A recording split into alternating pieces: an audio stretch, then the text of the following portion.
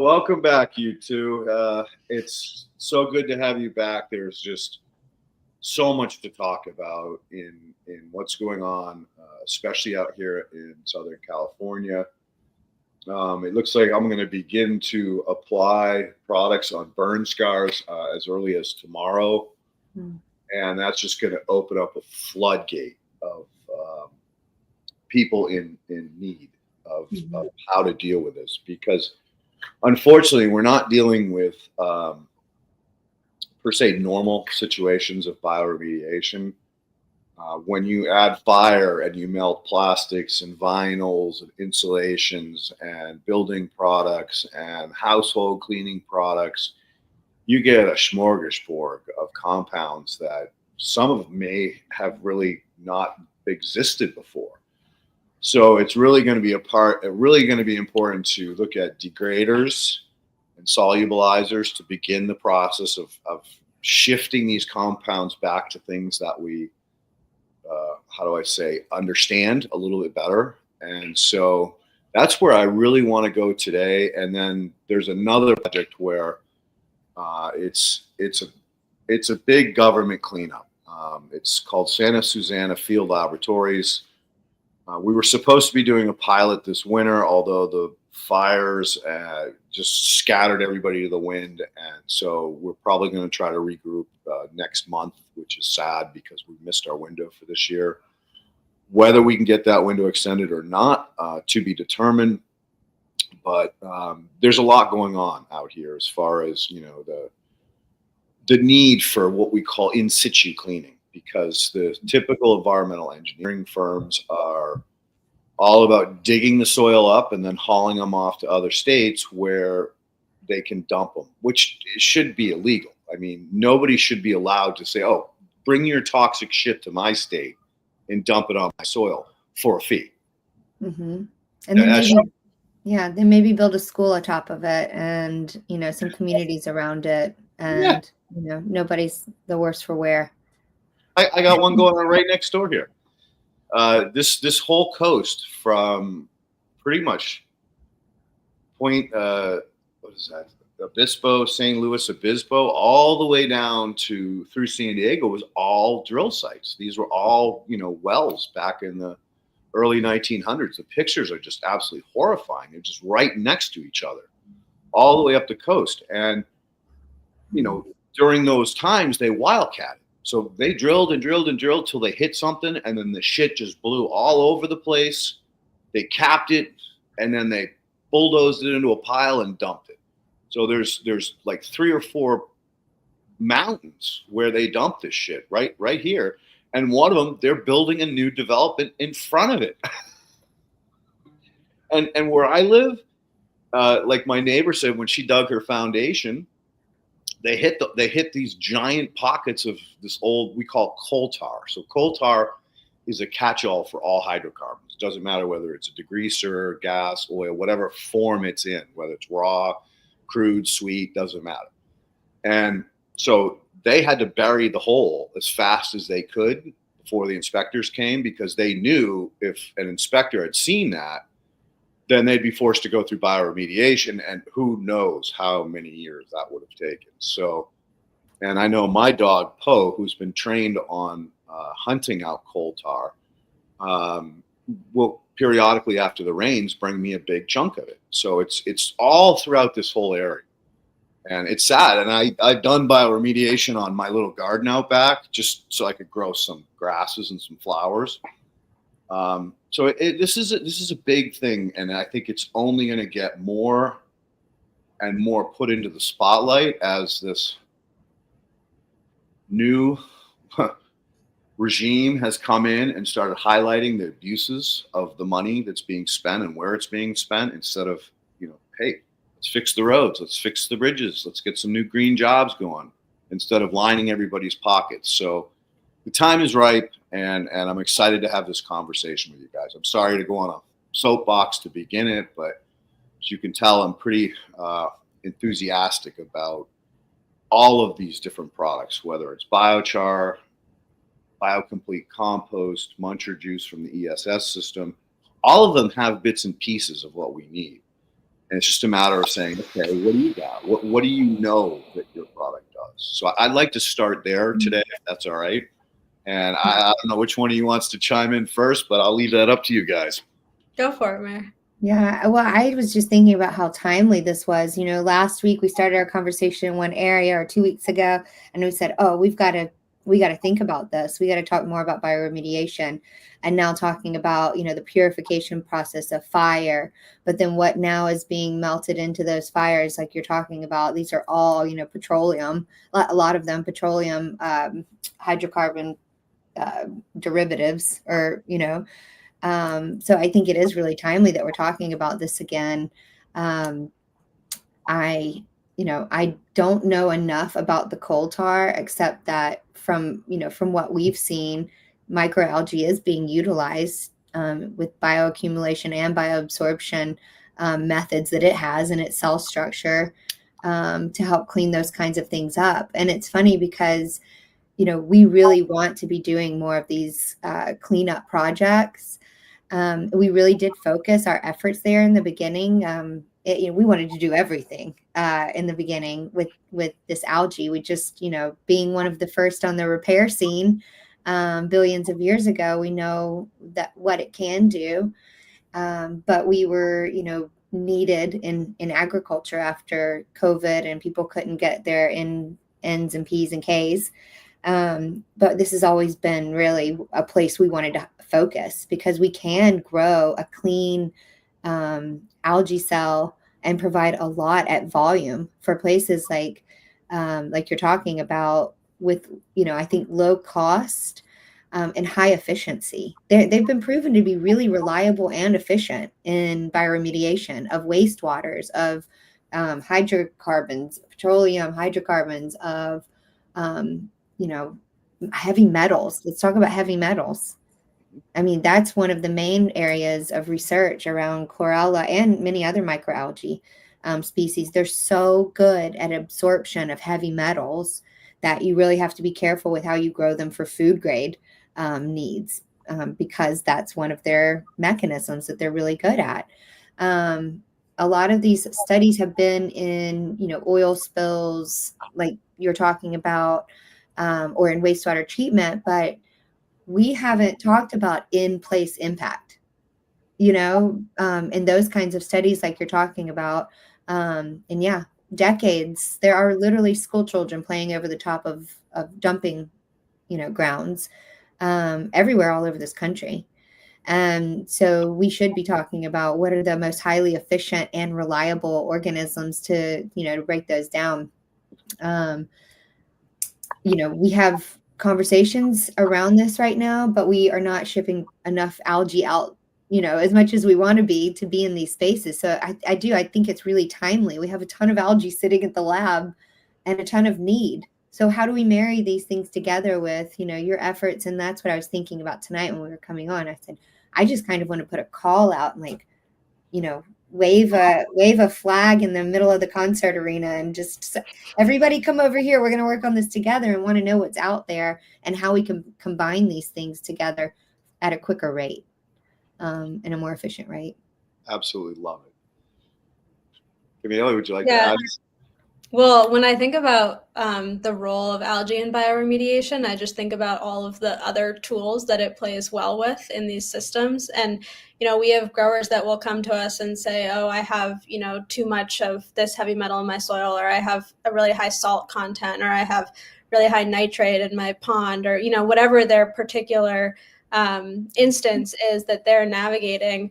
And then it's this network building of, okay, how do we integrate this algae with the biology that's there in their system already, with other tools that they're already using, things like biochar and other live biology that can all work together to kind of remediate the system. And as Merideth said, we're super excited to learn more about this work and move into it. And the growers that we have been working with that have seen, cleaner water, their soil tests come back in a way that shows improvement for the things in their system. It's really exciting to see that power. And so moving towards that is definitely something that we want to learn more about for sure.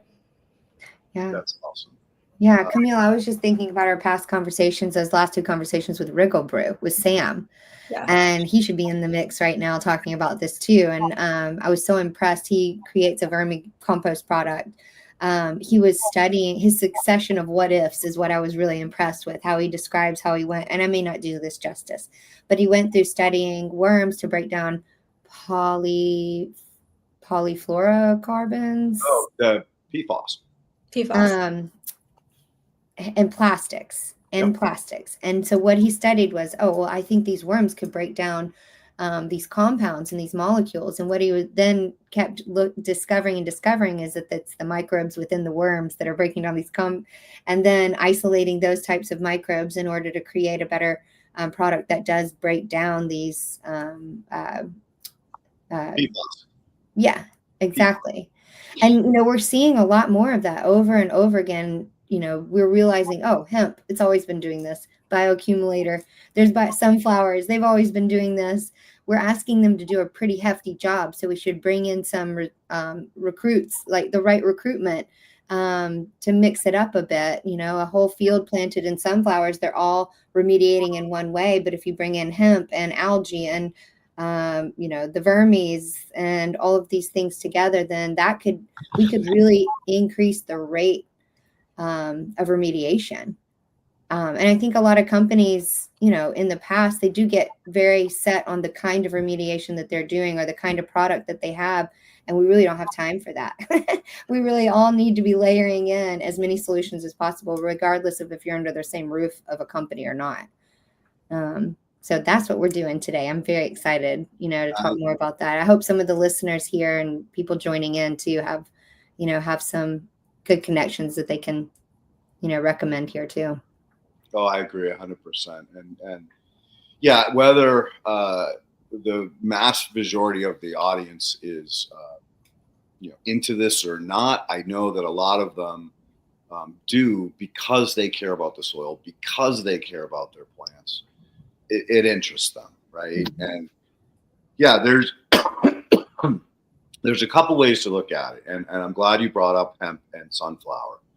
Those will be some of the cover crops that we'll be using. Probably not hemp because it smells. I actually had a guy who was doing his best to breed out that heavy smell from hemp, just because when you're growing it near residences, people just complain. They don't like the smell of it. And he understands the power of the medicine that can be extracted from that plant. But it's very difficult to get, into places where you could be cultivating due to the fact of not in my backyard or NIMBY. Unfortunately, he lost his grant and he's gone through some personal stuff. He's had to move a couple of times. But I know when we last talked about a week ago that he still very much wants to move forward with that product. And I'm like, look, if you can do that, I would be all over it because I have a lot of projects coming up that are going to need these kinds of plants. And I want diversity. I don't want just hemp. I don't want just sunflower. I want sunflower. I want hemp. I want the grasses. There's a number of indigenous species that are like a pyramid. So they all build on each other and they all work in conjunction, just like what we're talking about is like, how do we build an orchestra of plants that all play their part, whether they're creepers on the ground or whether they're mycorrhizae colonizers or whatever, but to basically create an environmental ecosystem with these plants. And I know we have the knowledge to do that. Yeah. We already know, we've already identified the real heavy dynamic accumulators, like comfrey. Comfrey's another one. Comfrey, yeah. Right? But yeah. The only problem with comfrey is that it's, well, I'm going to use the word evasive, which I hate, but it can outcrop. It can push out other species. So there is one particular cultivar that is not a rapid spreader. In other words, you plant it, it stays, where the traditional wild comfrey just takes over. And I don't have a problem with it taking over, but the problem is that you lose diversity, right?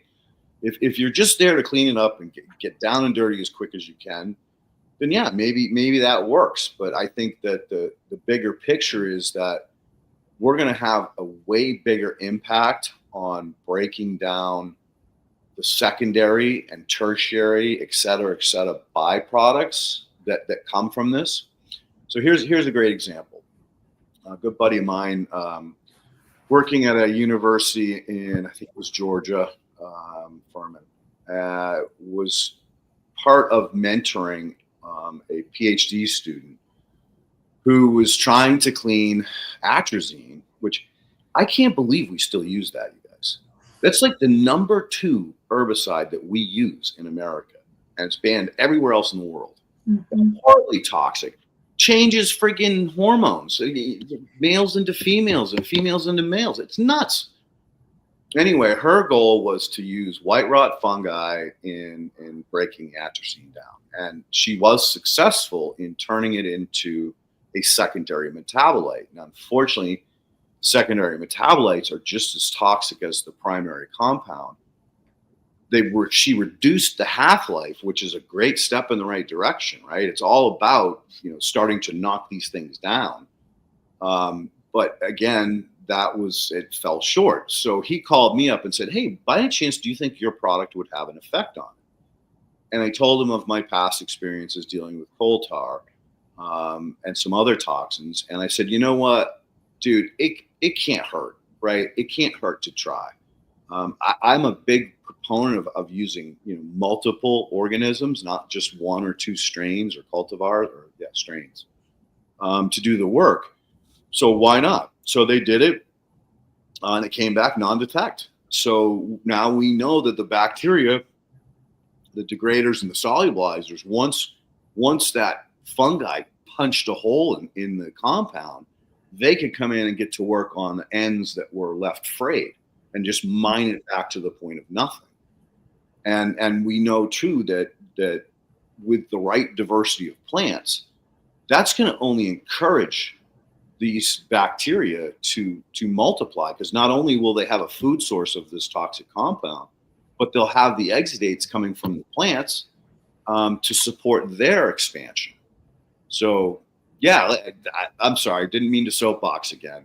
No, that's beautiful. I mean, I was just imagining like a package delivery, kind of after devastation has happened, like that comes from the sky floating down, and it's your recovery set and, your seeds, your inputs, your, all of your curatives for the space. And then, how long this may take or what to watch for, what to be able to chop and drop, what needs to be, remediated or fermented in a different way. And there's like a whole package. I was just imagining it being dropped from planes. I don't know why, but on little parachutes, these curative packages, in spaces where we have all this devastation, like in Western North Carolina and in LA happening. And though, some of that is nature's way, it's a purative. What do you call it? What do you say? Cleansing. A cleansing. It's a cleansing. It's an opportunity to rebuild in a better way, in a healthier way. And I know both of those communities could really use that kind of support and, not forget about the devastation that they've gone through. Yeah, there's something about, I think about the way that microbes work as sort of a team. They each have their niche or their role to play. And the interactions between them is really the important thing. And so I enjoy imagining them like, somebody has one role and somebody has another role and another person has another role, and they're each good at what they do, but they need each other in order to create the whole system.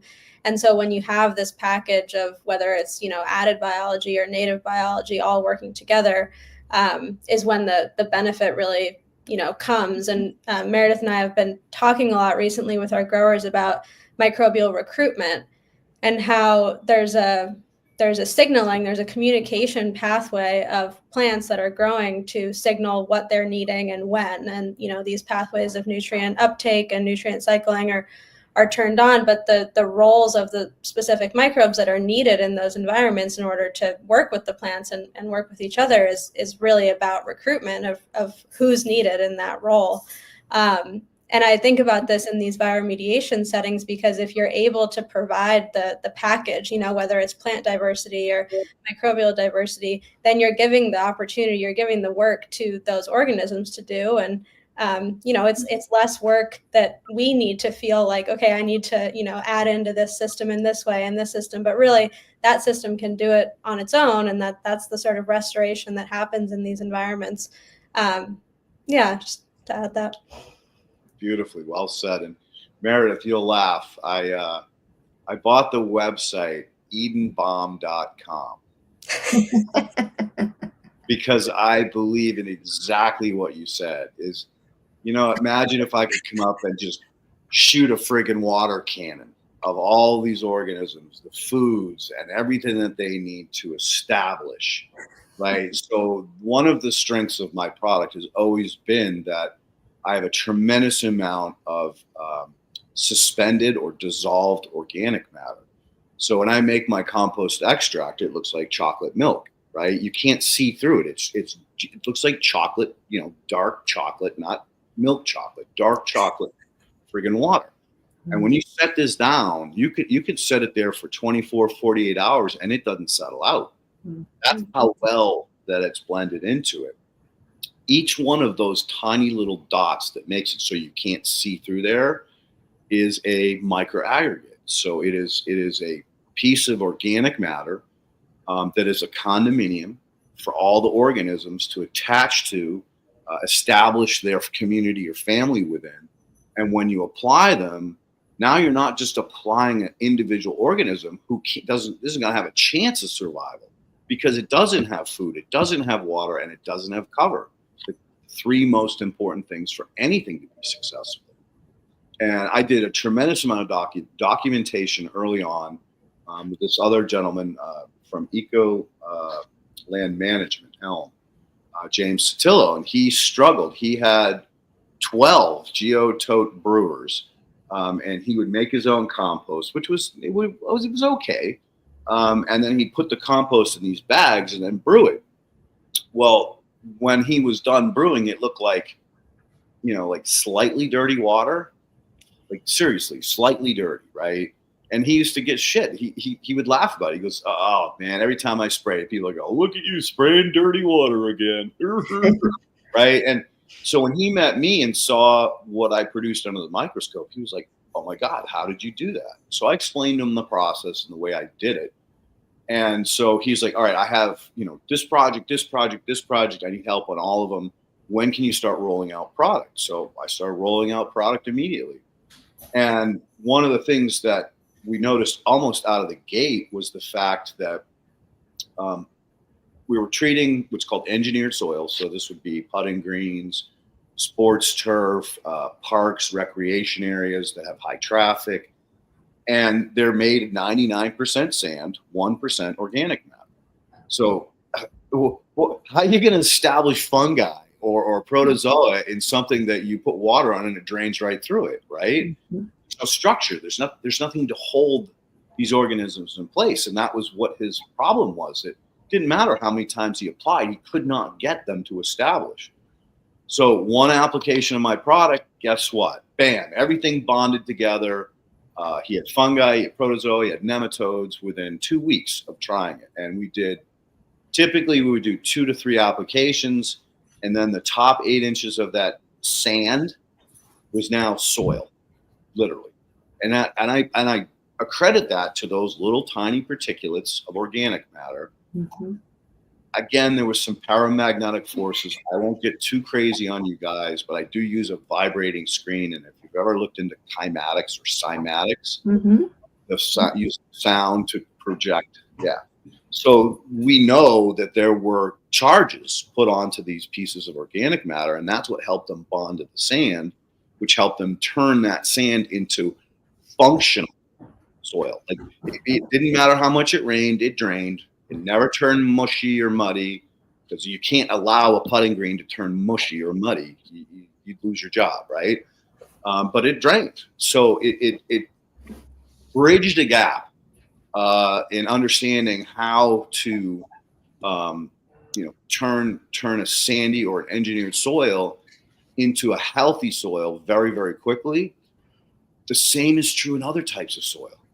It doesn't matter. Like the clay ones, the clay ones take a little bit more work, right? You got to kind of rearrange the charge on the clay platelets, because as they stack up, they're impossible to penetrate. When they're functioning, and one's this way and one's this way and the other one's on top of it, now you have this little pockets on both sides of it where the bacteria can set up their biofilms. Now that plate can't tip over, and it creates the structure of a pillar. And so once we start to unlock the magnetic bonds between the plates and get them to respond appropriately, using biology to stimulate that, we can turn crappy clay soils into healthy, draining, aggregated soils within less than a year, and typically with only 1 or 2 applications. So we have the data. We know how to do this. And now is the time where we collaborate. Like you said, we pull everybody in. Like Camille was saying, we bring in all of the different players, and they'll do their job, and then they'll probably cyst up and they'll go away until they're needed again. Right. Or maybe they become a biostimulant, a food for somebody else. It doesn't matter. We've shifted the ecology in a way that perhaps they're not even necessary anymore. They did their job. Hey, they were the Marines. They came in, they softened up the beachhead. Yeah, most of them died. The rest of them went home and retired. So bottom line is that, yes, we have the delivery. We have the understanding of soil engineering and the different particulates and how they work.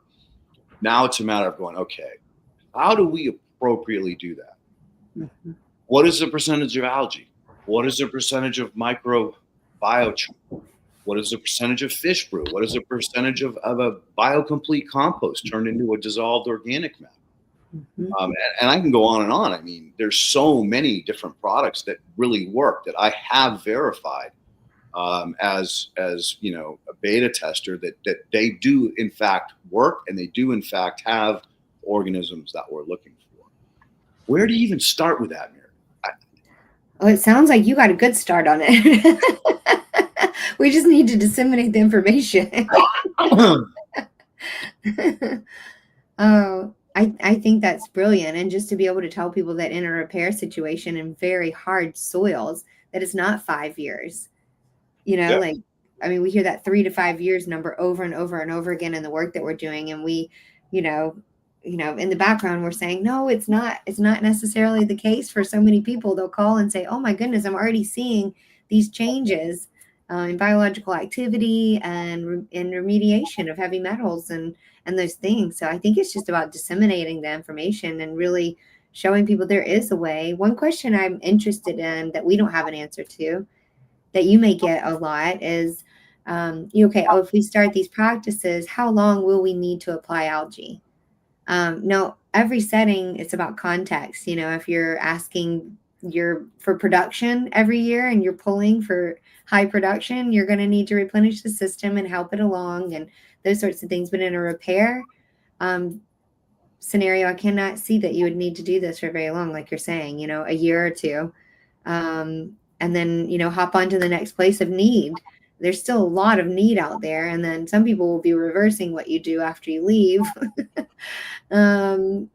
So, yeah, I think it's really just about disseminating that information and making sure people know there are companies like ours and humans like us that, have this product, which is just this beautiful molecular being that's disguised as a product for the human understanding right now, that are going to work together to get these kinds of things done.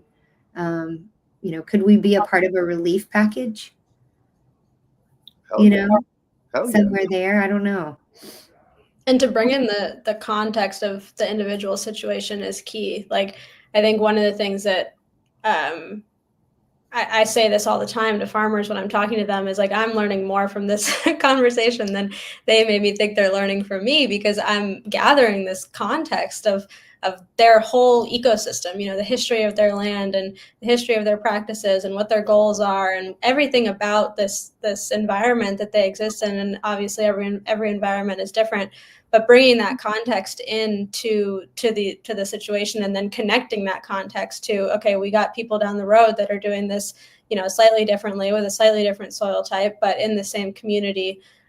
Just like we need to, apply all the microbes with all the different roles underground. It's the same thing above ground, as we talked a lot about last time, but bringing people together that are really trying to just provide support and listen for that context and support in that context, and meeting people where they're at, I think is key, especially in repair situations. But really, I mean, every situation, I think we could argue, is some kind of repair system, some kind of restoration, to go back towards, the way that the biology should be. We talk a lot about biomimicry and trying to mimic the natural way of things, and how things are supposed to operate in comparison to how we've kind of made them operate, and so drawing it back to that and drawing on the collaboration literally in the context of that is definitely key. Mm-hmm. So, all right, I'll start with this. I've documented that I can take a horribly crappy compacted soil, an old hay field that had literally, Cheeto, chill out, nuked for 30, 40 years with NPK and herbicides. And I mean, when I went out to that field, basically a couple of clumps of grass around, but it was other than bare or weed. That was it. And this guy, hey, Cheeto, knock it off. Little shit, knock it off. Quiet. He's got an opinion too, right? So this farmer, I had been bugging for probably 3 years to just try it. I'll come out and do it for free. Just try it, right? And he hummed and hawed because they don't want to change. They've been doing this for 30 years. He had just inherited this field from another farmer because the guy couldn't deal with it anymore. And so the owner of the land said, "Hey, dude, I'll give you a shot at this. Maybe you can turn it into at least something that you can pay me something for, because right now it's so bad that we can't do anything with it." So, of course, that's when he calls me when he's got a disaster, right? Not something that's relatively easy to fix, but a just shit show. So I get over there, I look around, I'm like, oh, all right, look, the only way that we can fix this is you're going to have to disc it. You're going to have to crack up the crust on the surface. Now, you're going to have to either water it or wait till a light rain, because your disc is just going to bounce off the top of it if you try to do it when it's like this crusted. So just wait for a light rain or a rain event, and then wait till it semi-dries out so you can actually get the disc to penetrate. I want you to disc it and seed it with the proper mixes that you want.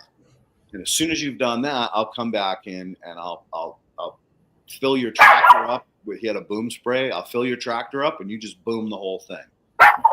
And within about 3 months, it was unrecognizable. It looked like the healthiest hayfield anyone's ever seen. Wow. And he called me back and was like, "Oh my God, this is amazing. What did you do?" And I said, "I didn't do shit, dude. Like, all I did was give you the organisms that should be there doing the work. You provided the seed. The universe provided the rain. That's it, man. This is rocket science. This is anti-technology." That's right. So, right? That's right. Yes. And so he had an incredible first cut, an incredible second cut, and actually got a third cut in the first year, which he never got 3 cuts. He'd only get 2 cuts. And the crazier part was the people that he tells his hay horse people, and horse people, good horse people, really pay attention to like if you had a pet you really love, you're worried if it's not looking good, or it's throwing up, or it's not eating, or its coat doesn't look good, it's mad. So these horse people that went to him bought the hay, and when they got low, they called him up and said, "Hey, dude, I want some more of that. I've been working with you for 10 years. My horse's coat has never been so shiny.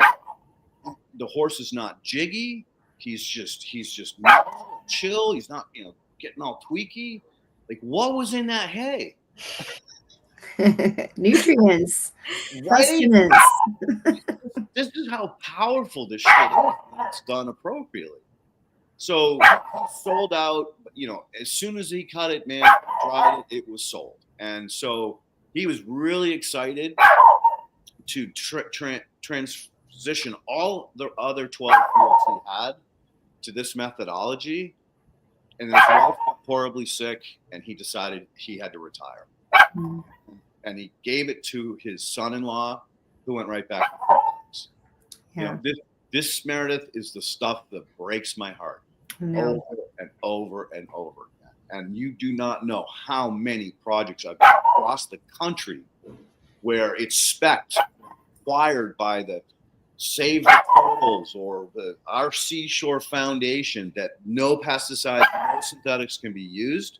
To hire me, I come in, we do the development, you know, knock down the shack, put up the fucking McMansion, under the conditions that everything will be biological. And I had this happen 3 times in a row, and I quit after that. I would roll back in with my truck and my equipment to always make compost on these sites. And I explained to him, look, I'm your fertilizer guy. You're not going to be using any more fertilizers. I'll come in once a year, maybe once every other year. It just depends on how well your plants are doing, or how much you want to push the plants. Like, do you want your hedge to grow really fast? I'll hit it 3-4 times. If you're okay with the height of the hedge and you just want to thicken it out, I'll hit it once or twice. So again, roll back in, get ready to start stripping, and I'd see a bunch of guys with backpack sprayers spraying shit all over the place. And I'd be like, oh, what are you guys doing? Oh, we saw a couple of mushrooms. We're preemptively spraying fungicide. Reset, total reset. I just spent 9 months building this soil for you to fuck it up in one day. The total reset. I'd call the owner, I'd call everybody, and they're like, no, they have organic. They put organics on the side of their truck. I'm like, just because they say they're organic doesn't mean they only use organic practices. That's your job as the owner to make sure that no synthetics are being applied. You signed the fucking waiver. Guess where that went? I got fired. Third time, fuck this shit. And the same thing happened to me with doing those, you know, the monster parks. Like I was Battery Park. They were just 15 huge landmark parks in and around New Jersey, New York, Long Island, where the specs required that we go in and store the parks biologically. As soon as we got done getting everything perfect, the city would say, okay, thank you. We'll take the keys and we'll hand the keys over to the superintendent, and he's going to start taking care of the field. Guess what he started applying? And P's, K's. Yeah, I'm dealing with this on a project with the Dallas Cowboys. The new management came in and said, we're gonna shift policies. It took us 3 years. We had mycorrhizae colonization at 60%, excellent, across the whole field. It's down to 1% now. We lost all the mycorrhizae, and we've set back the protozoa. We've set back the nematodes. For whatever reason, the saprophytic fungi is holding on. And I told Chris, I'm like, you're lucky because your plant is so jacked up with nitrogen. It's like 17% nitrogen in the leaf tissue. It's a feast for insects. Mm-hmm. I'm like, you're so lucky you have the saprophytic fungi because that'll help with the fairy ring and fungal pathogens that would come in under these conditions. Now that you've lost your mycorrhizae, at least you have one line of defense left. I go, I would get ready with insecticides because that field is going to be ringing the bell come spring when the insects come out. And you're going to get invaded unless you are on top of this shit. And at this point, it doesn't matter whether you synthetize or not because you killed everything, or the new management killed everything anyway. So we've been documenting, and it's fucking horrifying for the last 6 months, the decline of a field that was immaculate. I mean, like unbelievable high levels of protozoa, nematodes, fungi, mycorrhizae, and saprophytic. And God bless his soul, he keeps paying me to document, to unravel the friggin' test data, to advise him as to what to pay attention to, because at the end of the day, he can't do anything. He can't do any treatments. But if he doesn't prevent things from like outbreaks from happening, he's going to get fired. right? Yeah. So Yeah. We describe a lot of those scenarios as keeping a crop on a life system support, where the growers are so entrenched in the practices of the industry that, you know, we're just helping them build life in the soil in between every disruption event, and they may be many throughout that season, or where it could be complete fumigation, start over, you know, ground zero, kind of thing. And it's frustrating. I think that's why Camille and I, we love to focus on education, because if someone knows and is connected to the life and the whys and the functions and all of their personalities we give them, and, you know, in describing all the roles that we know of, then maybe they would be connected to them and care for it the way that we want them to care for it long term. But yeah, it's pretty heartbreaking when you know that you're coming in to help repair, but you know that you're going to be doing that after a major disruption like that. Fungicide's a really hard conversation for people to step away from that pass. That pass is pretty hard in agriculture, especially. And yeah, it's hard. We're trying to meet everyone where they are, and it's heartbreaking when you know that the good work you've done may not show because of a fungicide pass as much, or, you know, what we're seeing is that it makes the fungicide more effective. And is that, you know, we want to see that balance come in, where if we're making that fungicide more effective while we're adding it here, let's keep decreasing and increasing the algae until we need no fungicide, because you have high Brix levels and a really healthy whole system.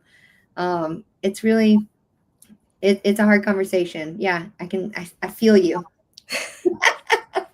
We always talk about the difference between the acute stress and the chronic stress. Like so many of these soils are chronically stressed, you know, years and years and years of multiple synthetics of different kinds and everything. And it's a cascade, like what you're talking about, Leighton, is you kill, you know, one species and then something else comes in, and then you need to kill that species, and then something else comes in and you kill that species, and it just keeps going. But I also think that we see the opposite being true. Like when we have growers that are using fungicide with algae, there is more of a resilience in the crop from that algae, even though there is a fungicide use. We see that with herbicide. We see that with surfactants. You know, there's these different places where growers are at where they're going to use these synthetics, and those are tools, just like the biology is a tool. And so allowing the system to handle the acute stress with this boost of, you know, stress adaptation and stress resiliency that the algae can provide is a really, really great combination to be able to support both of those things. Agreed, 100%. And, you know, you guys make so many great points. I there's so many directions I could take this, but I'm going to reel it back to, well, what does it really take? How long does it really take, right? I can whine and cry about all of the times I've been set back and mad and frustrated, but that doesn't help the conversation. So to be honest with you, I can turn shit soil in a year. It doesn't matter how fucked up it is, as long as I'm allowed to do my job, right? If someone comes in and starts saying, oh, well, we're going to do this, no, you hired me to guide you down this process. And if you start coming in and saying, well, no, we're going to do this and we're going to do that, well, you don't understand what I'm trying to accomplish, because I'm trying to accomplish an ecosystem in a year. And I've done it less on a lot of projects, but I generally, you know, buffer myself a little bit, because it's nothing better than under promising and over delivering, right? When you have that client call you back in a few months and go, oh my God, what did you do? That's when you go, yeah, that feels good, man. Yeah, the shock and awe does feel good. Yeah. And you know, I'll be honest with you, after, I don't know, 12 years, no, maybe less. Maybe it was probably only 7, 8 years of being in the trenches with, you know, the giant parks and then these high-end developments. I moved into the cannabis space. And I loved it, because those people loved their fucking plants, right? They were like all about this plant, and they wanted to make it as healthy as possible. And they didn't want to use any of these synthetics, you know, for obvious reasons, because they're going to consume it. And I just wish we could get the same passion into people like your clients that are, whether they're commercial farmers or florists, it doesn't matter. It's a matter of like saying or getting them excited to care about plant health. Yeah. At the end of the day, plant health makes their job more of a stewardship than it does, a farmer. They're not working as hard, man. They're letting the light. They're there to steer whatever's necessary, but they're not there to do the work. They're only guides at that point. Mm-hmm. Yeah, I'm thinking, Camille. I'm thinking about Don. I mean, I love Don's story so much. Throughout his I'm getting teary. Throughout his learning process. Sorry. Throughout his learning process, we've received like so many excited messages from him, and one of them, I'm sorry, I'm not sure why I'm crying. One of them was when he was out in the field, and he was like, "What is happening? Merideth, what's happening in my field?" And what had happened is the microbiology had created so many wonderful aggregates that the water was percolating, and so the whole field was bubbling. And he had never seen this before. Like, what is happening? And I mean, it was just beautiful, And then at one point, just recently, we're going down there in 2 days to see him, or we're going tomorrow. And he set up a grow station. He's like, what can I do on my own here to look at side-by-sides of the algae? And he, got some onions and, got some seeds, and he's like set up this whole trial side by side and just sending us pictures. Like, this is amazing. Just looking at it yourself, the way that we would set it up in a classroom. I mean, if you could just do that for everybody, if everybody could just be a child again and relearn again and go back and be fascinated with all these interactions again. And everybody's doing that. Everybody who's out there in the space educating they're having these experiences. We were talking about, I don't know if you know Ryan Nouse with We Grow With. He's a fabulous educator and just a brilliant human, and was telling this whole classroom of FFA students and adults about rotifers and showing them the mechanisms of rotifers and how, I mean, these are fantastical beings that, tardigrades, there's just so much to be amazed by there. And I think that is one of my favorite parts of this job, is when somebody gets there with you and they're just in awe. And they may not even know why yet. They're just seeing it above ground, or they're feeling it when they step in the soil, or whatever that indicator may be. They know it feels good, Yeah, it's observation. It's like, it's empowering people to be able to use the power of observation. And I think we see that, like when farmers call us and they say, oh my gosh, this row is greener than the row next to it. Or there's a great story of a farmer in Iowa who calls the wedge effect, where he's done these strips of treating algae in his cornfields, and he starts to see this wedge where there's, taller corn where he's sprayed, and then there's kind of this decline as it's sort of merging out into the non-treated strips. And he's like, this is amazing. What's going on? And it brings that power of observation back right to the farm, right to, the daily task of what you're doing. And I think the awe and wonder that goes with that's where the connection is built between, the farmer, the land steward, and the soil and the crops that are being grown. I think I'm just looking at this plant that I have on my desk today, this cactus that I picked up from the side of the road like 2 weeks ago or something, and started putting algae on it. And, cactus don't really want a lot of water. And I have these like 20 little sprouts that are just like sticking up out of the cactus. Like, I've never seen that in my life. And I got so excited about it today. And it's, those things, it's the connection between the organism and what we can learn from observing it. Oh, I love the wedge. That was another funny story. That same farmer, before his wife got sick and he retired, he was like, well, Leighton, how do I want to do a side by side. I want to see the difference. I go, well, let's do 2 different fields, one next to each other. He goes, no, I think I want to put like one half of this field, treat it, and the other half don't. And I said, all right, I got a better one for you. I'm going to show you how powerful this is. We're going to paint fucking zebra stripes. He goes, everyone's going to laugh at me. I go, no, they won't. I promise you. I said, you're going to see how powerful this spreads. And so we did 16-foot booms, skipped 16 foot. Did 16, skipped 16 foot. The whole field kicked in. And the interesting thing about that farmer is because he's using a resilient, or I should say a hungry plant like corn, he is going to see that taper off as the biology spreads, because it's going to spread, but it's definitely going to lose power, over a certain amount of feet. And I think that that's the key to everything is when you get a new client, you say, okay, look, we can take care of everything, but what we really want to do is prove to you our value. Can you do a side-by-side? We'll treat this field. We have no problem, but give us another little plot somewhere else where we can do half of it treated and half of it untreated, just so you can see it. Because I think on the last show, I told you about that client I treated in Connecticut. And when I got her to look at the plants, she could see the gloss on the holly trees, the shimmer, and she could see the whole lawn looked like it was moving. Did I tell you that story? Mm-mm. Oh God. So anyway, I treated this property 3 times, and I came back. I was near the area. I wanted to see how things were looking. Curiosity. I'm sorry.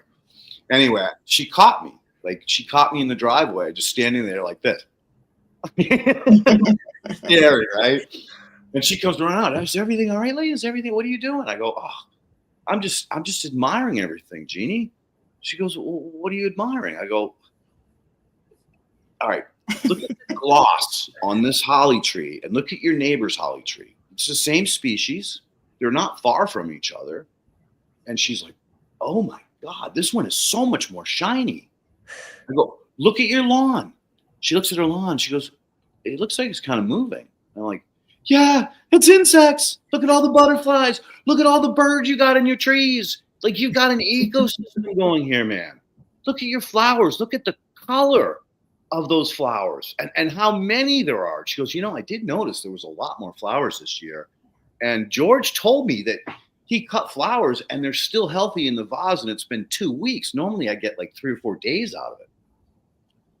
So she starts looking at her neighbor's property. She goes, oh my God, that place looks like hell. I'm like, I'm just about to say something like, don't say anything, Jeannie. Don't say anything, because her neighbor pulled in. Her neighbor gets out of the fucking car, comes out the front door. I forget which one. And she starts screaming like, oh my God, come here, man. She brings the neighbor over, and I'm like, Jeannie, no, don't do this. She spins her neighbor around, shows her property, says, look at all the things that I just done to her. And then she spins her back, look at your property, and look at how you need to talk to Leighton, blah, blah, blah, blah.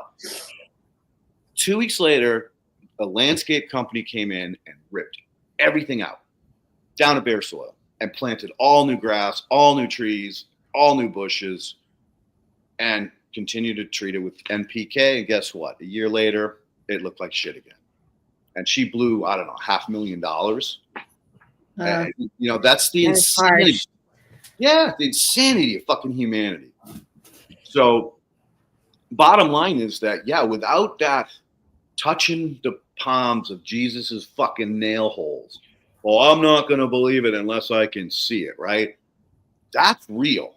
That's unfortunately the problem that we face, that the brainwashed humans are just so brainwashed. They can't see anymore. They can't smell. They just, for whatever reason, they're all fucking zombies unless you do something like this. Less whether it's them that discover this or whether it's you encouraging them to do a side-by-side, so it's obvious of what the impact of what you're doing is.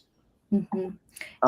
We're never going to get any traction. And the only hope that we have is that person, after they learned what the difference is, start telling their friends and their neighbors, oh my God, you got to see this. You're not going to believe this. And my plants are healthier, my yields are up, or my flowers last longer, whatever that is.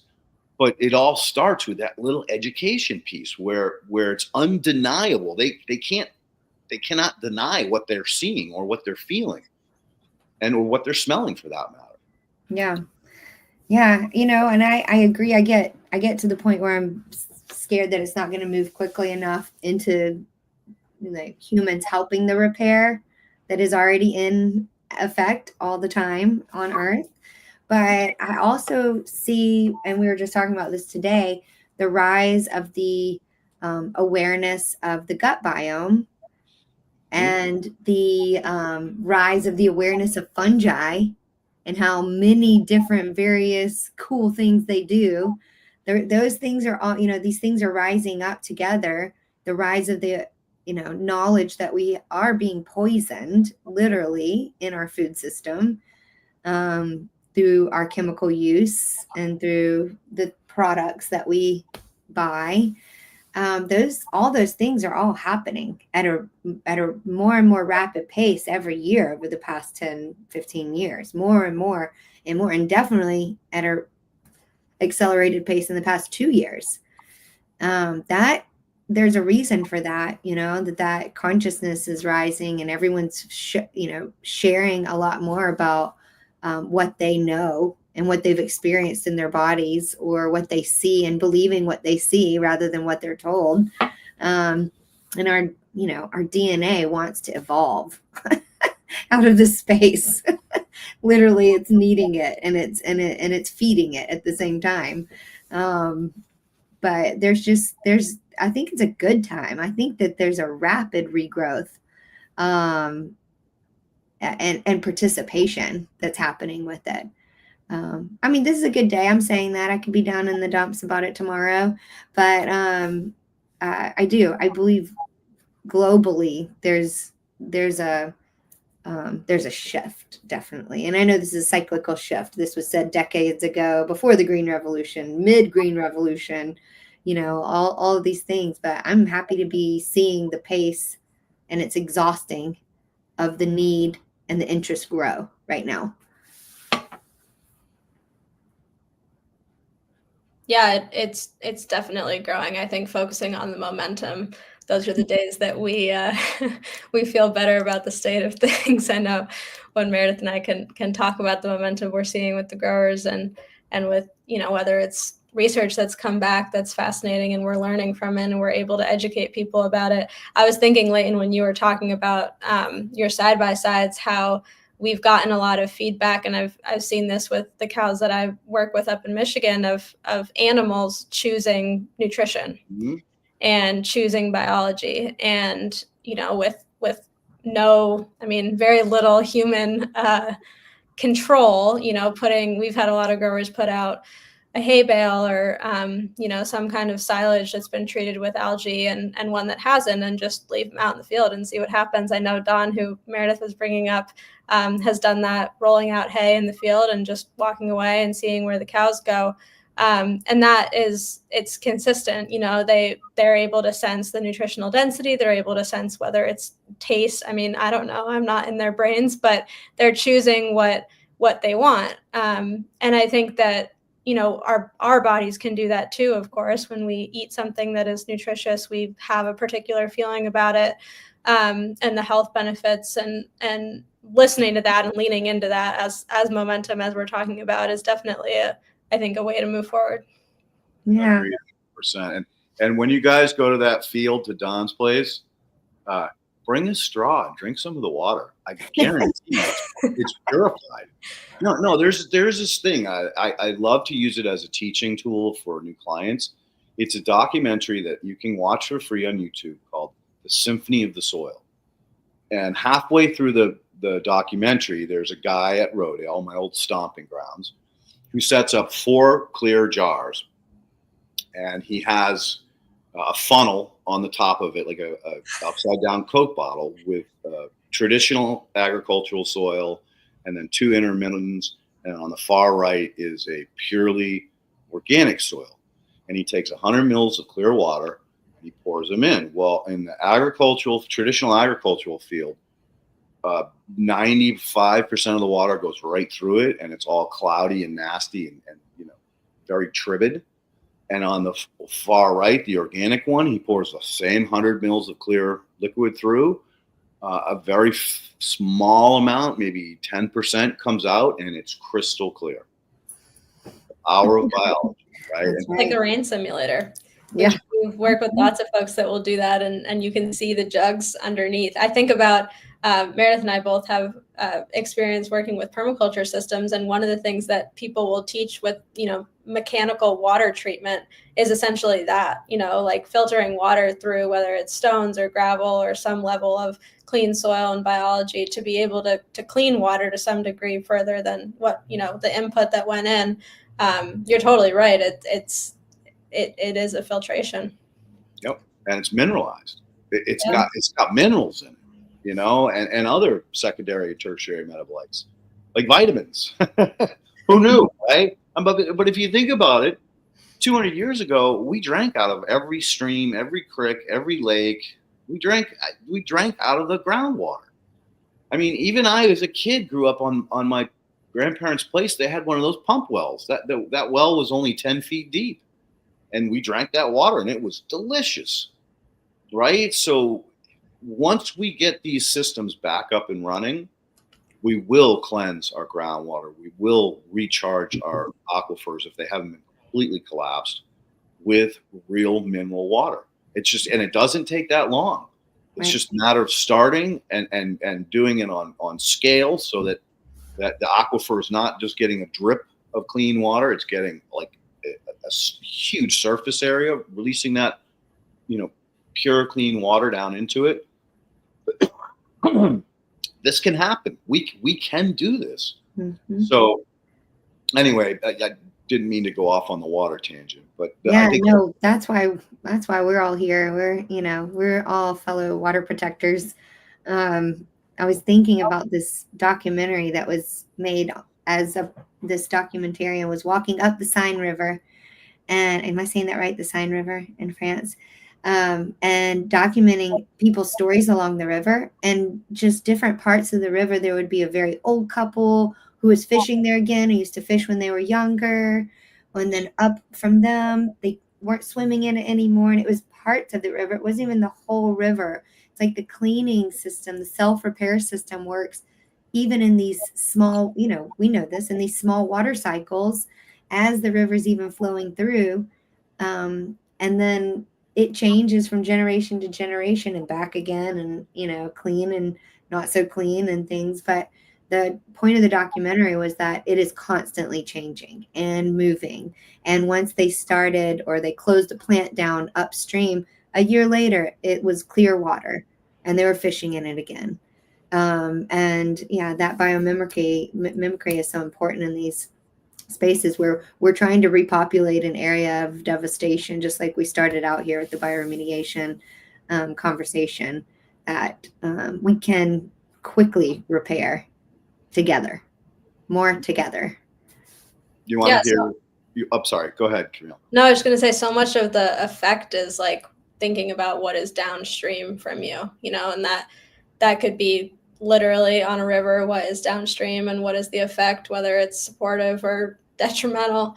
But even if you're not on a river, there's everything can be considered downstream of us. And I think when we're thinking about remediation, whether it's in the soil or in our communities, now is a good time to bring that into the center of like, I think about that with education a lot, when we can educate even just a small group of people, like who's downstream from them, who are they going to talk to and teach and ask their questions to, and how does that spread in these kinds of communities? You brought up rotifers.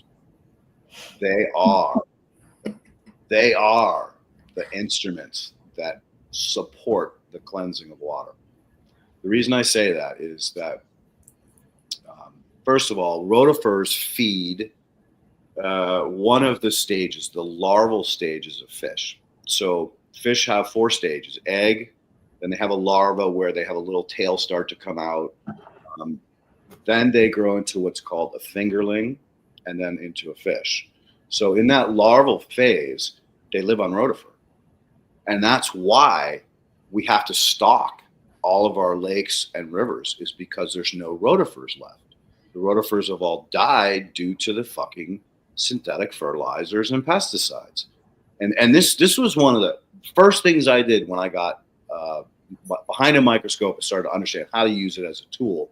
Was I started looking at all the rivers and streams up in northwest corner of Connecticut, which looks like it's like being in Vermont. It's like being in Maine. I mean, it's all these beautiful hills and clean rivers and rocks and waterfalls and all this shit.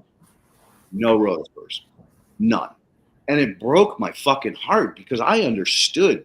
I was a fish guy. Like, I understand the cycles of fish, and it only kind of went, oh my God, that's why we've been stalking for the last 50, 60, 70 years.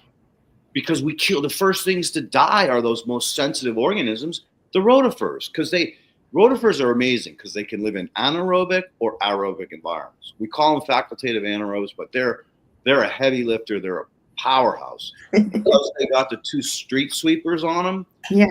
They fucking bust up clods. They loosen up soil. They live in aquatic snow. Now, I bet you've never heard that term. So when you walk into, say you went swimming with a diving mask in a pond, right? When you go down to the bottom of the pond and you could take your hand and you can create clouds of aquatic snow, right? As the aquatic snow settles, it turns into mud, very loose mud, and then eventually it packs down into something that's hard enough that actually retains moisture or retains the water. So in that aquatic snow, that's where they live. And they're just constantly chewing up bacteria, that it's chewing up the organic matter and just cycling. And then the fish come in, and that's how you get that ecosystem jump started. So when I first started working with Elaine, and I this was probably a year into our relationship, I went back to her and started talking to her about these facultative anaerobes. She kind of got a little mad at me because she's like, no, you can't be playing with anaerobes or facultatives. And I'm like, but Elaine, like, in nature, they're part of the system. Like, how can you say you can't play with them? She told me the story about how, she almost lost her reputation and her career and everything else as a result of somebody taking her information and using it against her. In other words, they took freaking raw cow manure, added a fuck ton of molasses, didn't bubble it, let it sit there for a week, and then poured it on a tree and killed it.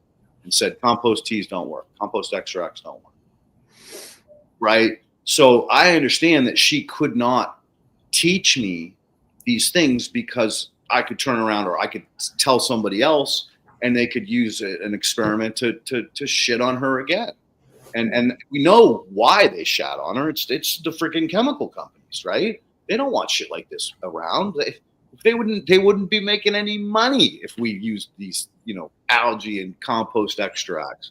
Yeah. So it's understandable that she has to be super careful about how she releases the information so that it can't be misused against her.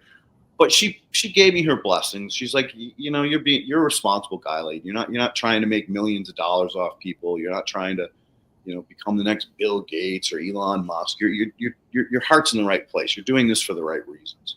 So she did encourage me. She said, yeah, that there are some really, really powerful facultative anaerobes. And I encourage you to, continue your work with riparian biology. So riparian, you're going to get a lot of algae, right? You're going to get all those guys. And so, that was where I went next because I wanted to learn how best to restore, these riparian systems and to help, start to clean up our waterways. And I was lucky I got involved with a guy on Lake, oh shit, I can't believe I can't think of the name of it. It'll come to me. Lake Warmog in Connecticut. It's a very, very wealthy area. And they've been having problems with the water, kids getting ear infections and Cheeto, that's just the UPS guy. Got to guard your territory, right? And so, I mentioned this. I said, hey, you ever looked into water first? He goes, you know what, Leighton? We just got a grant to build a filtration system. So we're going to be pumping water out of the lake and running it through a series of ponds and then having it go back into the lake, clean. And one of the things that is going to happen is there's going to be this whole section that's just all waterfalls. I'm like, dude, how did you know about this shit? He goes, well, I didn't, but these other people told me that they are the powerhouses of cleaning water. And you know where you can get these? To the audience? Fish Brew. Fishbrew.com has diatoms, which are oxygen pumps. So it'll produce oxygen in situ in the soil. That increases your bacterial biomass. And they have the rotifers to go in there and start stirring it up and breaking apart that compaction so that the bacteria can penetrate deeper and deeper and deeper. And if you think about it, the two of them work beautifully in concert together as speeding up that process. That's why I say, yeah, I can fucking turn a clay fucking carbon into soil in about a year because I have these tools. And, I'm glad we're going down this conversation, but you're going to have to come back again. It's already 1:10 and we haven't even gotten into bioremediation. Oh, I feel like we have. Yeah, we've definitely touched on some things we'd like to be doing and the whys, That's the surface. But, let's do this. Let's get your buddy Don on and have you guys come back with him because you're so passionate about Merideth, and it obviously shows that he's got something. And maybe he's part of that conversation because if this starts in LA, you guys, you're talking tens of thousands of properties just in LA, not even Malibu, right? So there's a couple wildfires before that happened in Malibu before the big Palisades one and the Eaton one, and then you got the whole Somas one. Like I had 2 clients up there. One of them lost everything. Well, there's a small patch of avocados that are left. And they're already reaching out saying, hey, what can you do about this shit? And I'm like, I can do a lot, but, I need a team. I need a fucking army. Right here. All right. Well, in the meantime, while things progress over the next couple of weeks, definitely get me some samples so that I can, start to play with these. My plan is to do this, right? I'm going to take, as the houses roll in, I'm going to treat each one with a specific thing. So one will be algae, one will be biochar, one will be muncher juice, one will be my compost extract. And then we're going to be doing all kinds of testing. So we'll have solid data to come back with. And hopefully that will give us like some direction about, okay, we want to use this percentage of this percentage of this, et cetera, to start formulating. Because right now, we've got all these wonderful baking ingredients, but without having the proper recipe, we might not be able to make a cookie or a cake, or we might turn into a soupy mess of nastiness. And combinations of them, trying pairs or trios or that's been really fun to see folks that are doing that, whether it's with compost extracts or talking with some biochar people or different inputs, just to see what's happening. Recently, we've gotten a lot of feedback about humates and humic acids and looking at interactions with carbon. So be curious to know what your observations are, Leighton. We can definitely send you out some samples. Yeah. I mean, that's the beauty of making compost extract is you have all of that. You have all those humates. You got the human acid, humic acid, fulvic acid, and all those suspended little tiny particles are just pure carbon sources. They're just like biochar, except for they don't last as long, so you don't have to worry about building up too much in the soil over time because they're all just food sources. So and back at you, girl. I'd love to talk to some of your people who are starting to play with these different products and getting some of their what we call data, so anecdotal data on what they're seeing and which combinations are working better than others. A good friend of mine, Shango Lowe's. I don't know if you've ever listened to Shaping Fire, the podcast. It's cannabis related. He's been doing it for a long time. He brings on the most incredible guests, like really, really well-educated, classy, knowledgeable people. we were texting this morning about the overgrowth of biostimulants.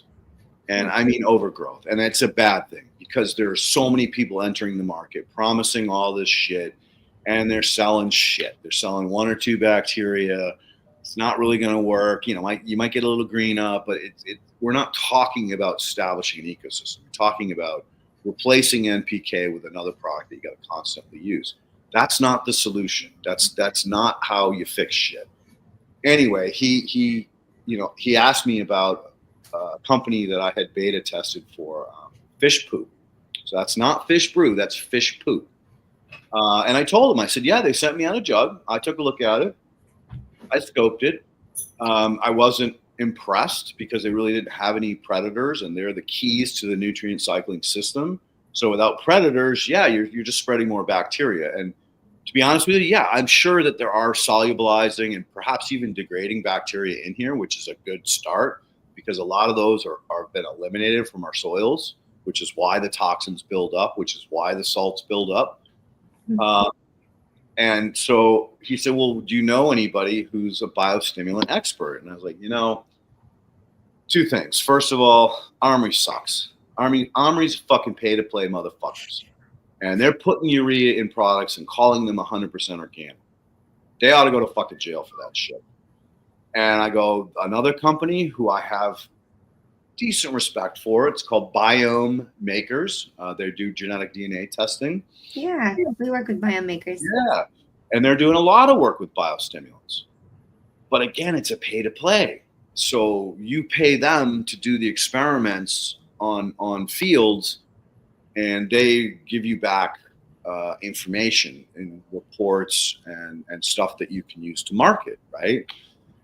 It's kind of a conflict of interest when you're accepting money to proof out a product. It should be an open source. It should be like, okay, we will do your testing and you will pay us, but we're not going to tailor the report or the test design to show the highest potential value for your product.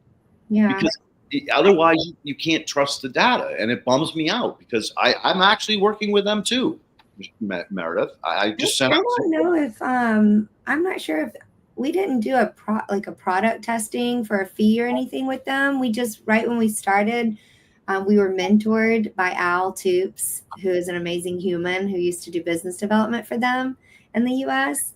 And once we ran some tests, we were part of a grant study with them. When we have a grower who wants to use Biome Makers, we'll do a layered test of Haney's and B crops and PLFAs, and that's something we could definitely talk about for the bioremediation, or we'll save it for another time. It's like, how are we measuring all of this, and how are we telling that story? But I think we're in their recommendation tool now on their beef farm or bee crop farm on Nice. farm, but we did not pay them to do a product testing to do that. So I'm not sure it's just pay to play. I think maybe they've taken some things that they've seen through the data they've provided for people. And we've just recently found out that we're in there as a recommendation. I think it's just as C. vulgaris, so it's not necessarily saying EnSoil. And maybe that's, part of how they're keeping that integrity of recommendation. If like they see a certain species that would be beneficial in a program for stress adaptation or for whatever that is. I pray you're right. Because I just see, like what happened to Omri. Omri started out pure, right? They were clean. You could not get anything through them that was not 100% natural and non-synthetic. And now they've shifted to this place where you can pay their fees and you can get your product listed, even though it has, not synthetics in it. And that's breaks my heart, because same thing happened with fucking organics, right? Listen to this. It's horrifying. You know what? When you buy something that says grass-fed beef or grass-fed organic beef, the farmers are buying cows out of feedlots, bringing them back to their place or barn, feeding them hay for 6 weeks, and they can stamp it their product 100% organic grass-fed. That needs to be outlawed. This kind of bullshit has to be stopped.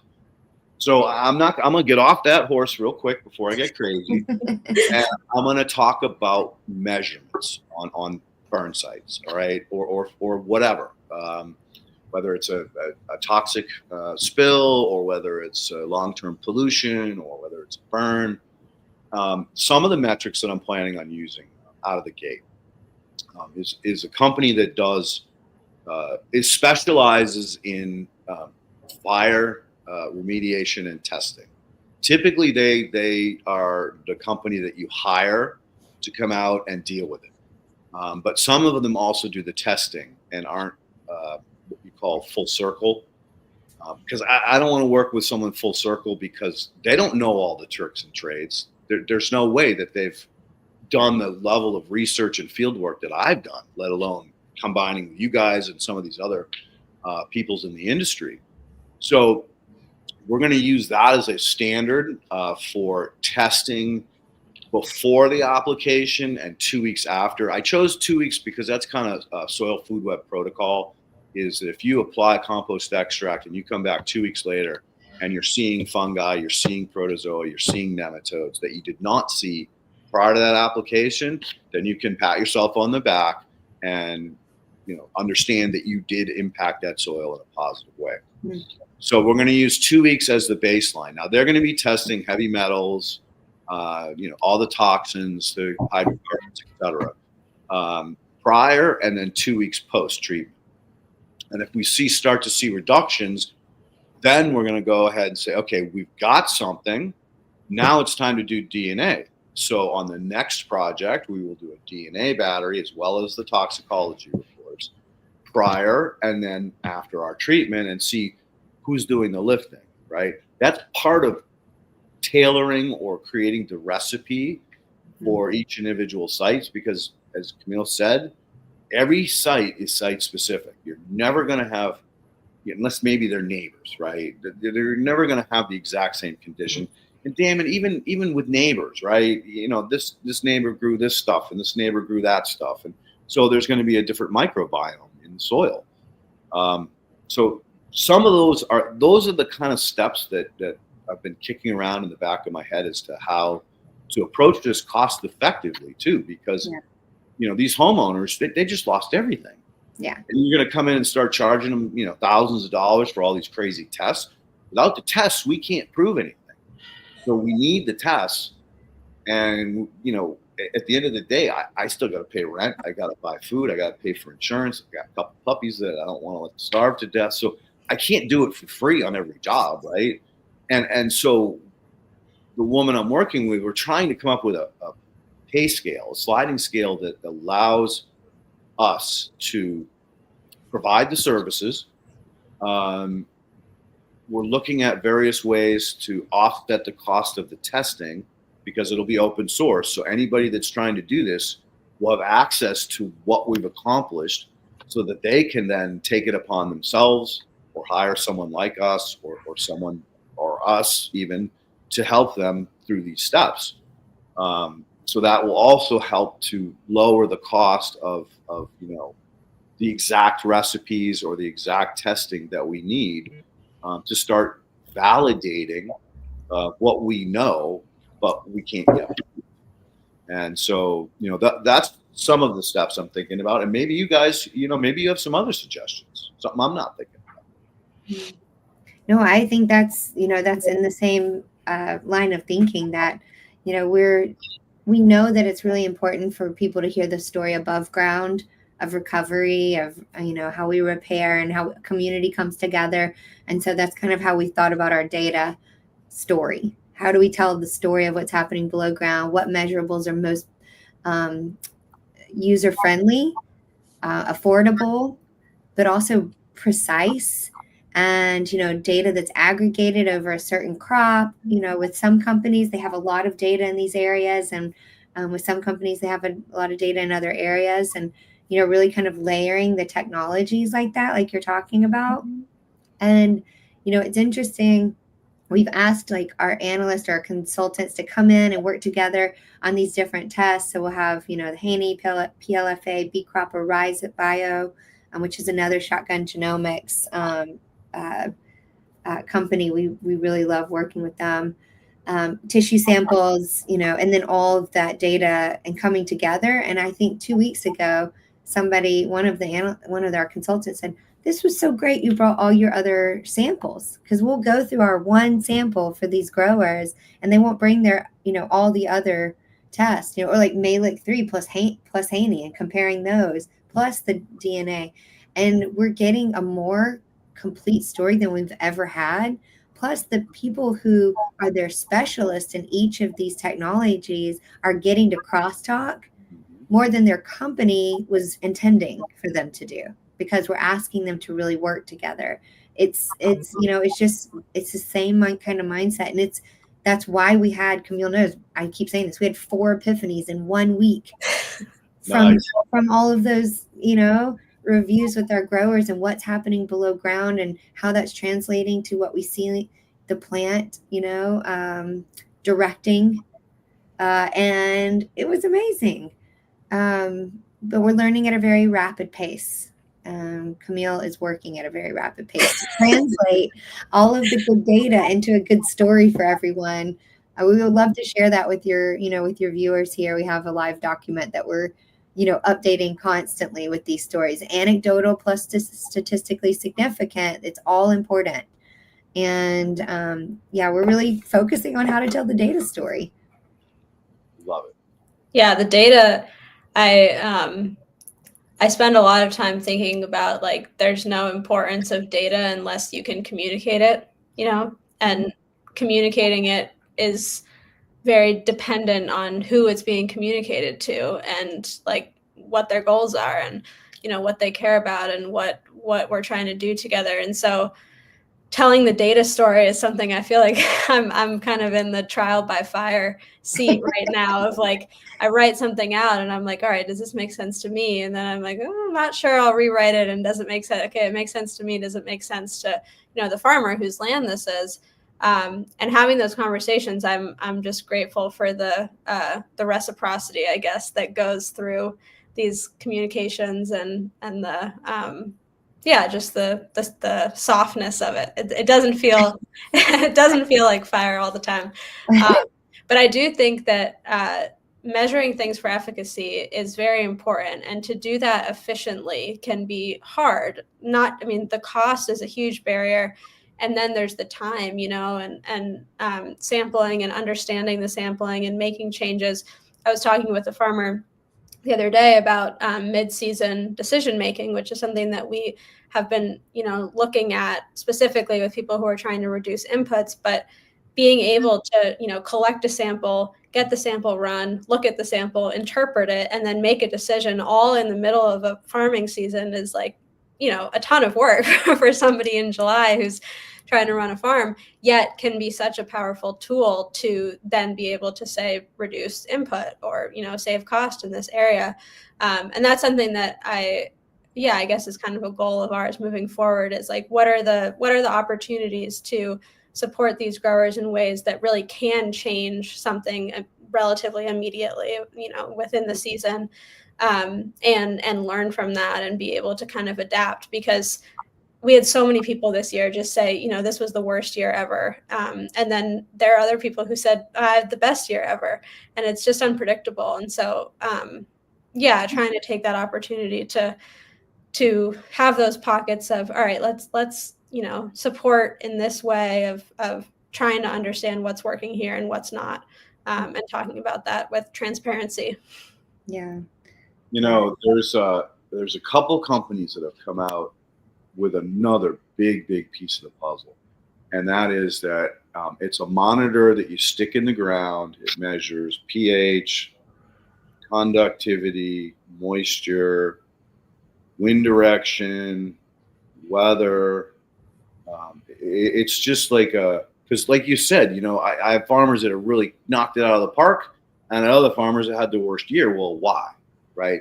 And some of that is due to the climate, and there's nothing you can do about it. If you don't have a pivot, you're a farmer and you're just praying to God that the rain comes at the right time.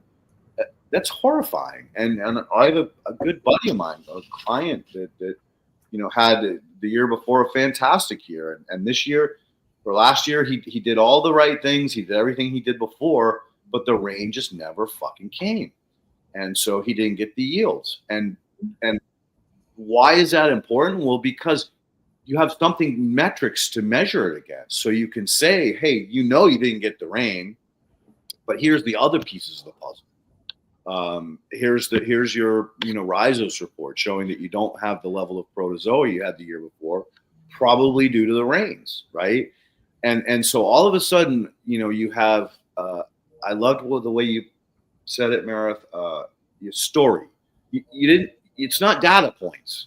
It now becomes a poem or a song or something that is way more powerful because it has all the metadata, not just one report here, one report here.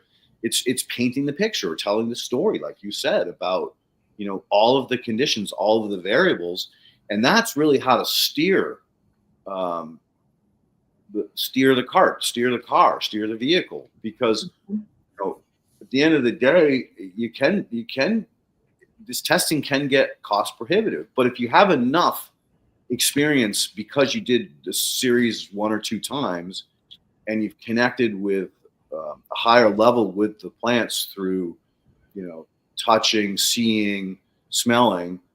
Now you don't have to spend as much money on testing, but where your go-tos are. It doesn't look like we're going to get rain again. Fuck, I need some algae, or I need, something that's going to, build soil structure so that if I do get a little bit of rain, it's going to hold in the aggregates, right? And that's always the biggest challenge, especially with these, huge farms. Till, kill, right? And it's like, I understand you need cover crops or you need to till, one or the other, because if you don't till, you're planting in a crust. You can't plant in a crust, right? If you have a 2 to 3 inch thick crust and you try to drill seeds, those seeds aren't going to be deep enough, or maybe they'll be deep enough in some spots, but not deep enough in other spots that they're not going to pop. They're not going to germinate. So again, I think that what your approach is absolutely perfect. It's creating a story using the data that you've collected in a way that you can, in the future, hopefully give the recipe under the different circumstances without forcing them to, stop what you're doing right now. We got to test. We got to do this. We got to do that. No. But farmers, once they get on that tractor, fucking good luck getting them off. Yeah. Lots of conversations in the combine and the tractor. But you hit the nail on the head. The measurables we invest in right now, as much as we can, and help them invest in them so that they'll know more and become more independent in their decision making because they're more knowledgeable. Not that we want them to always have to be dependent on this, like the Malik 3 became.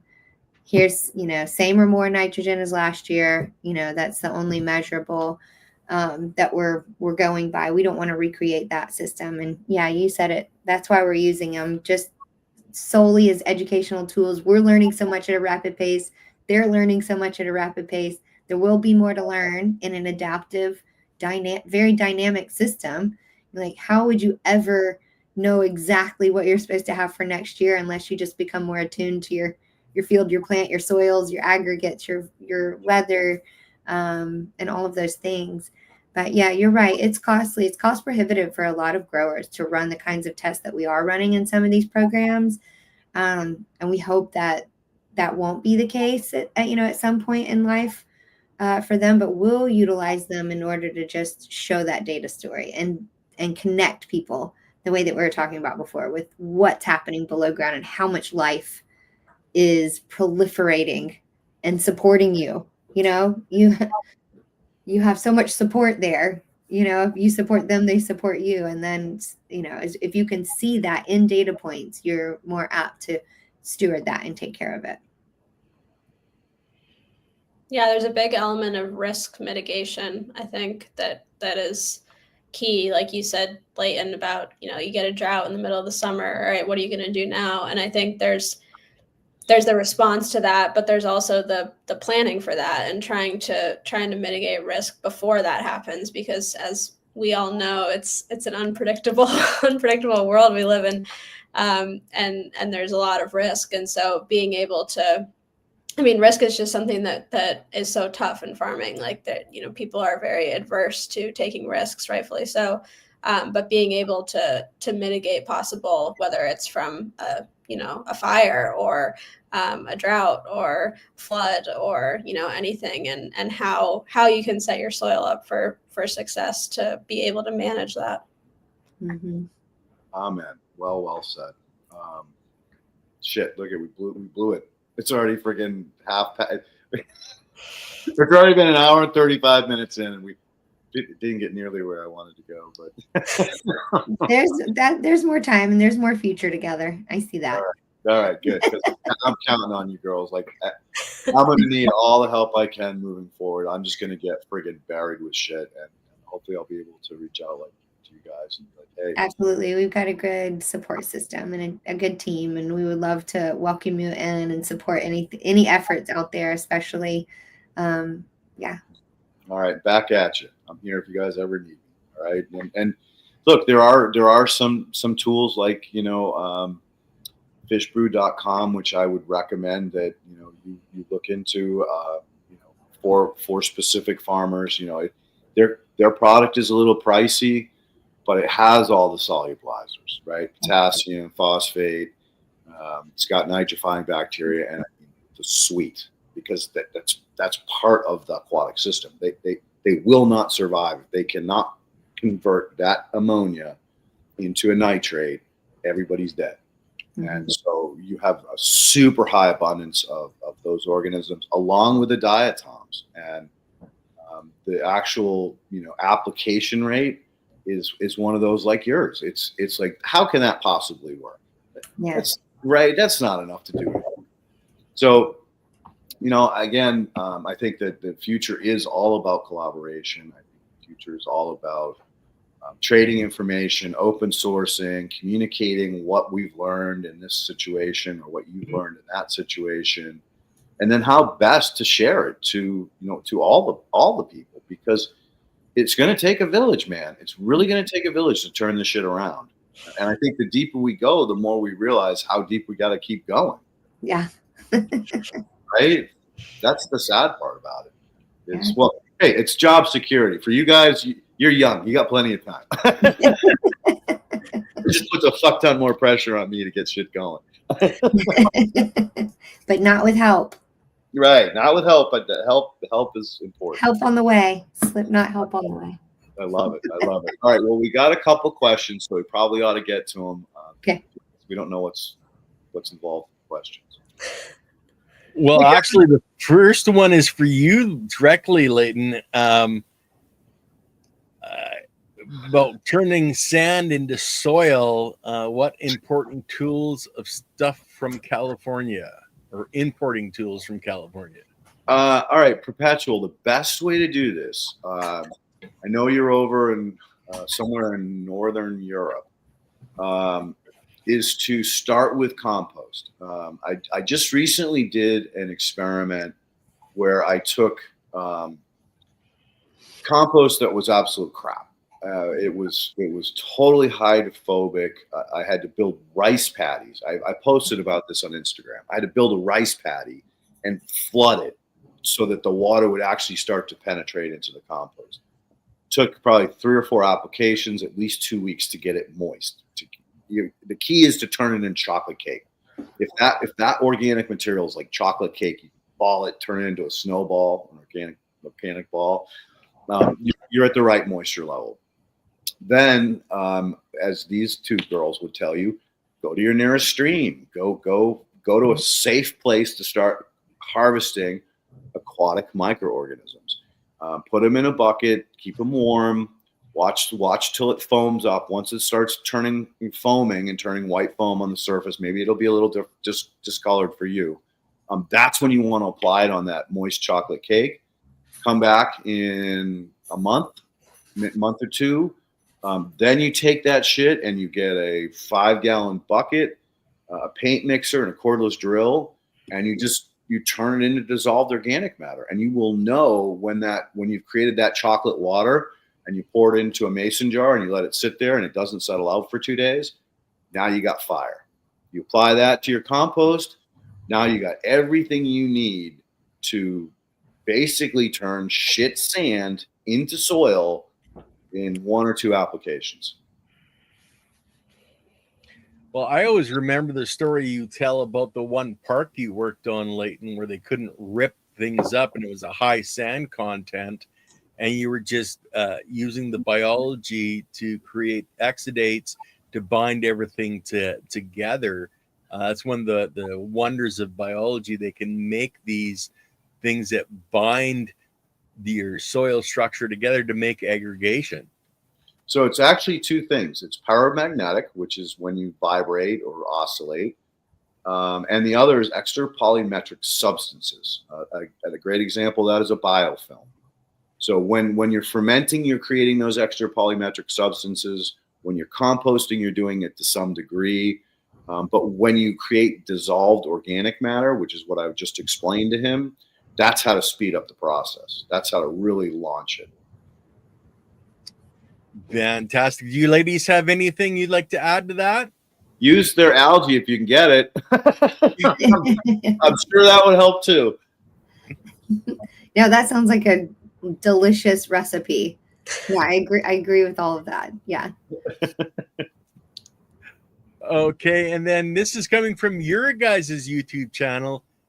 Thank you all for your wisdom. What technology are using to make the frequencies when you're talking about the frequencies, Leighton?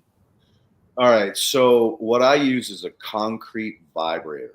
So this is a vibrator that you bolt to a wall where you're pouring in the concrete, and that vibration helps to settle the concrete down and get all the air out of it and all the excess water out of it. There's a lot of different styles, but basically the key to the whole thing is you need to have the variable speed control, or RFD. And if you get that with the vibrator, now you can adjust to whatever frequency you want.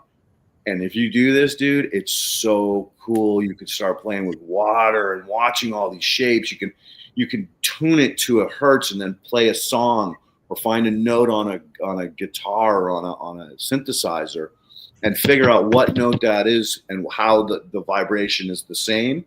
And then you can unlock kymatics, because there are all kinds of information on how to heal yourself through sound vibration healing. And they'll tell you exactly what frequency you need to cure cancer, to get rid of diabetes, to do this, to do that. And so it just opens up a whole new world of what you can do with this technology that was designed for something completely different.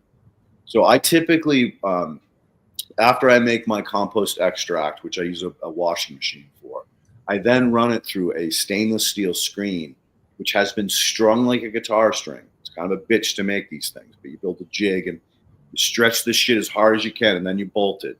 And you'll know, because when you hit it with your finger, it goes bing, it rings, right? So now I've got something that will support vibration or hold the vibration.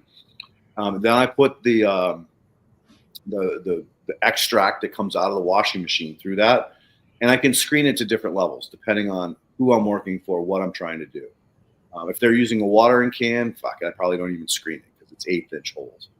If they're using it in some kind of irrigation system, I can go all the way to 47 micron.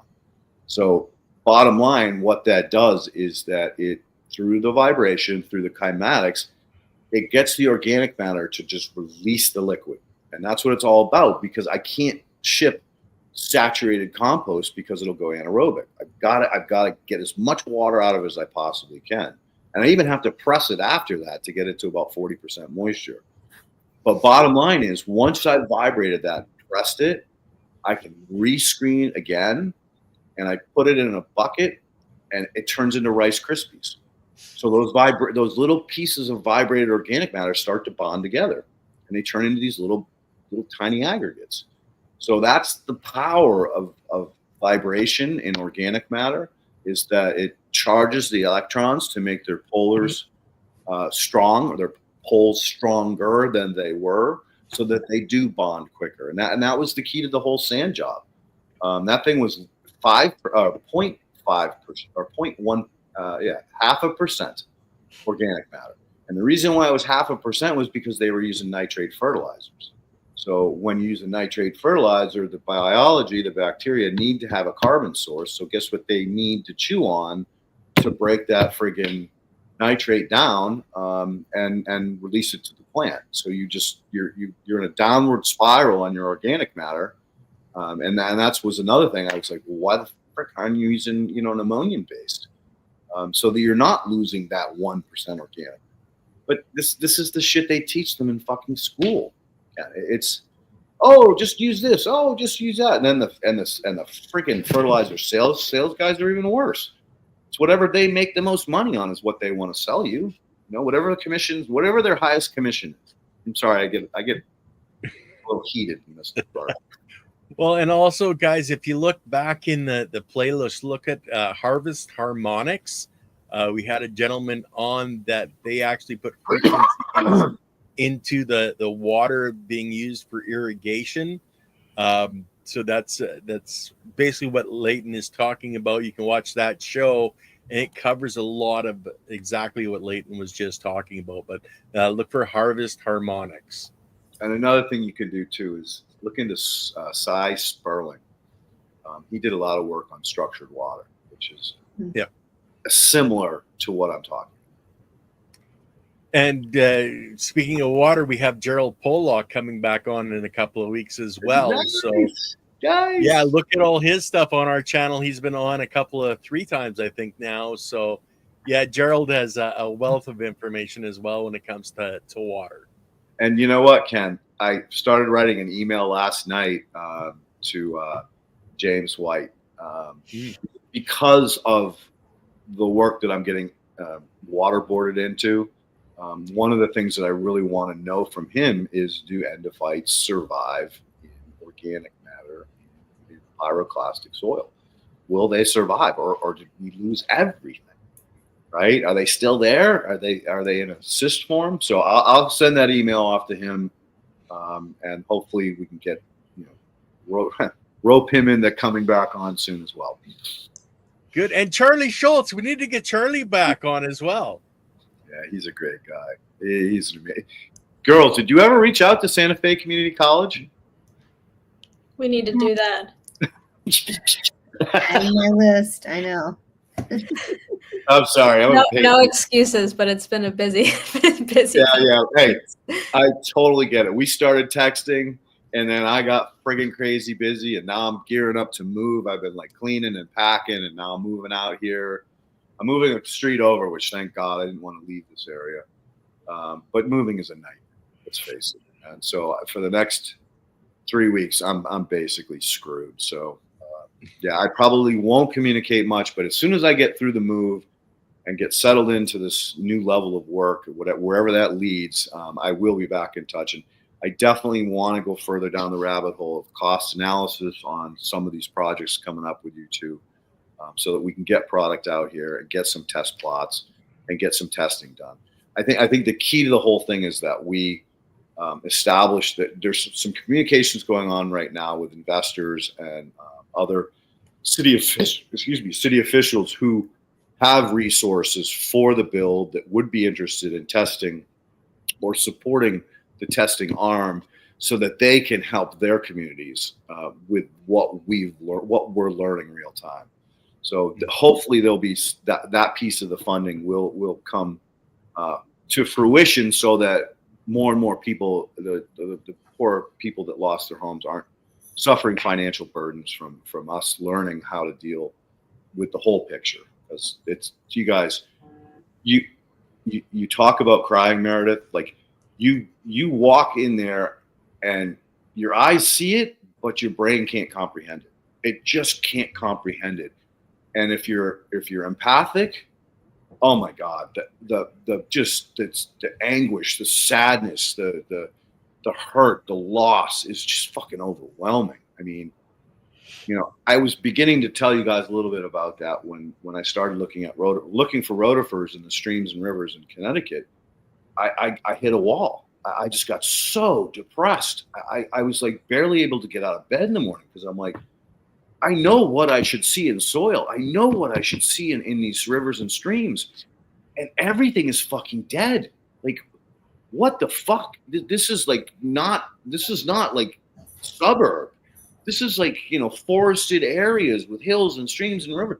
There should be all kinds of life up here, and there just isn't. And so it forced me to come to terms with the fact that I'm going to be forced to, for the rest of my life, look at things that make me want to cry, that hurt, because, again, I know what should be there. So how am I going to be able to not allow the depression, the frustration, the anxiety, the anger of what I'm looking at affect my ability to get up every day and do this job, because this work needs to be done.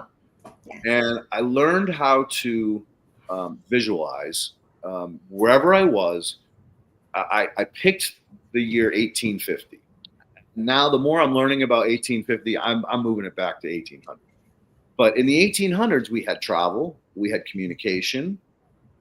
We did not have synthetic fertilizers. Everything was friggin' organic. All the food was clean. All the animals were eating hemp. That was a mainstay, which is so important for our own endocannabinoid system.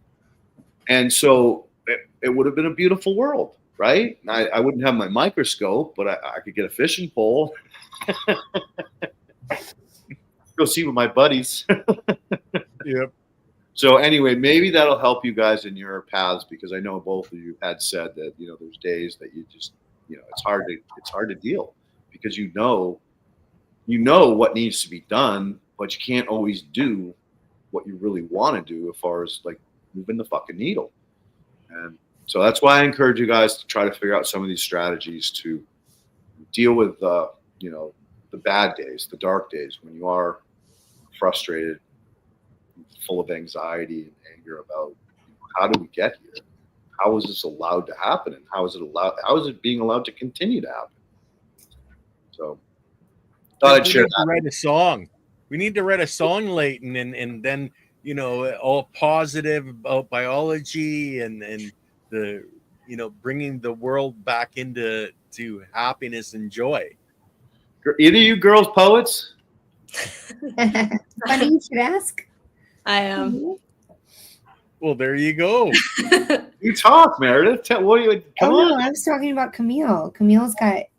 Camille's a poet. Got the skills, yes. Girl, I am. All you need is the lyrics, man. All you need is the lyrics. The music will come. And whether it's Hypo, here he is. He came out of the bedroom. Hypo. Thank God. Thank you. Yeah, speaking of things that keep me from the dark holes, I think creativity and writing has been one of those for me. Nice. Cool. Mm-hmm. Well, now you got a mission from God, or a mission from Ken. Write a poem. They call me Oz, I'm always behind the curtain. I know it's time for you. That's why. He knows it's time. Anyway. Well, that was a great show, girls. Thank you so much for coming on and putting up with this crazy old man ranting and raving about all kinds of crazy shit. Thank you for having us, Leighton. We appreciate the community you have and what you're doing and including us. Yeah, no, I think we're all pieces of the puzzle. We all have equal value. It's just a matter of finding a way to link together and share each other's work and data so that we can move the needle a lot faster, because the more, what is it called? The more hands, the less the work. Yeah, many hands. There you go. Light work. Many hands make for light work. Love it. Yep. And teamwork makes the dream work. There you go. Right. That's another one. We do appreciate connecting with you guys, and I know this ripples out in climatic design. Oh, well said. Well said. Yep. Beautiful. And you guys had Dr. James White on here not too long ago on your guys' channel. So, guys, check out their channel as well, because you guys have had some wonderful interviews, and you guys do streaming every couple of weeks, if I understand right. Yeah. Awesome. Have you been? Yeah, recorded on EnSoil TV. So our webinars are there, and we have more coming up. Feel free to shoot us a note, and we'd be happy to send you a registration link for any of those events. And we may be hopping on Ken's new system here for webinar management. So We appreciate that too. Nice. So don't hesitate to ask me if you need me to talk about, the actual values of sand, soil, clay, and organic matter, because it's one of those things that we don't talk about, but it's important to understand the properties, especially if you're going to. I mean, look at this, you guys. I'm getting attacked by all. Enough. Usually they're more well behaved, but apparently they're ready to It's go. been one of those days. They had a lot to Monday. say about bioremediation. Yeah, and let's do it again. Let's get your buddy on, because I think that, again, if we all kind of brainstorm about the best way to approach it, and I'm just I'm scratching the surface, and the reason I'm trying to do, before I get into doing soups or blends, I think it's important to establish which things are doing what first, and then it gives us, I think, a roadmap to better prescribe how we approach some of these remediation sites. Well, and then we also have to consider, is it a sand base, is it a clay base, etc., and what works best for which one. That's easy. That's my job. That's easy. I got that one. Yeah, I look forward to this. Definitely learning more together. We appreciate you guys. We appreciate you guys and all the hard work you're doing too. And thank you again for coming on. And Ken, as always, thank you, brother, for putting this on every week and making sure it happens, and that the guests get lined up even when I drop the ball. So I appreciate you, brother. Well, thank you. I always keep trying. Lily says I'm very trying. So, guys, for what, do you guys have a podcast coming up this week at all, or is that going to be next week? We have an info session on Wednesday. And that's just a 30-minute kind of drop in. I'll do a short presentation about algae, and then office hours questions and chatting. So feel free to join us there. It's at 1 p.m. Eastern time. And the link for that is on our website, or you can send us a note. And then our next webinar will be on the 18th. And it's going to be all about cattle health measurements. So a rancher we work with out in Montana, Brian Massard, will be with us talking about data that he's been seeing in his cattle herd. It's absolutely amazing work that's going on. It'll be recorded and on our YouTube as well if you can't make it live, but that will be at 7 p.m. Eastern on the 18th. And you guys are global in sales, except you're not in Canada yet. You're working on it, but Working on it. We're working on it. I don't know where Perpetual is. I think he's in Finland or something, or Holland. But you guys sell in Europe, so he should be able to get it if he's still on the channel. Mm-hmm. We're working. We're open for samples for UK and EU right now, and working on approval there. Cool. How big of a sample can you get? Yeah, I mean, we've shipped samples 5 gallons to some countries, which covers 80 acres. So I mean. The most cost effective would be 2.5 gallons. But yeah, to anybody who's on here who's interested in doing some research, and together we'd love to talk. Cool. And guys, as for the channel on Wednesday, Andy and I are going to be talking about rock dust. So that's going to be Wednesday. And then we have Benjamin from Acadia Farms coming back on to give us an update on what he's been up to over the last year and a bit. And that's with Leighton next Monday. And of course, we'll have the ladies back on. We'll get booked up. And Perpetual says UK is no longer EU. Oh, sorry. Most smaller companies from UK have stopped exporting to EU due to hassle and costs. So, well, you can still reach out on the website. Yeah, reach out, Perpetual. Even if you're, up in EU, you can still. They just said that you can get 2.5 gallons is the most cost effective. Yeah, we're setting up a home office there in Austria. Cool. Yeah, and talking to some other countries. So, but we're happy to send samples out for research until we're established in most of these countries. Nice, fantastic. Awesome. Yeah. Do you ladies have any last words to say? We just appreciate y'all and what you're doing, and everybody who's joined us tonight and asked questions. And thank you for everything. Yeah, grateful for the time and space and community. Back at you. Fantastic. Back at you. Okay, peace out, everybody. We'll see you on Wednesday.